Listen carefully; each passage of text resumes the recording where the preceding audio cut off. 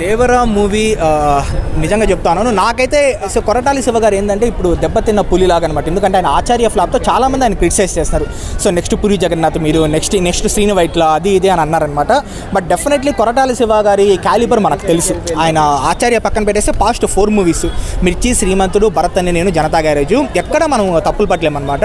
So అలాంటి calibre ఉన్న director definitely movie అయితే ఎక్సలెంట్గా ఉండబోతుంది నాకు అర్థమైంది. దేవరా అంటే ఎన్టీఆర్ తెలుసు కదండి. అక్కడ ఎన్టీఆర్ మాస్ అంటేనే ఎన్టీఆర్ అండి. సూపర్. అది చూస్తున్నారు కదా, ఆ సముద్రంలో ఏంటి ఆ పడవలు రావటం అంతా అది చాలా కొత్తగా ఇంకా మామూలుగా కాదు. మంచి ఇప్పుడు ఎన్టీఆర్ కెరీర్లోనే బ్లాక్ బస్టర్ హిట్ దేవరా అవుద్ది, ఖచ్చితంగా అవుద్ది. ఎందుకంటే 1000 కోట్ల ఏం దాటచ్చు కూడా, ఏమి దాటలేదా ఇప్పుడు కలికి దాటలేదు, 200 కోట్లు దాటలేదా?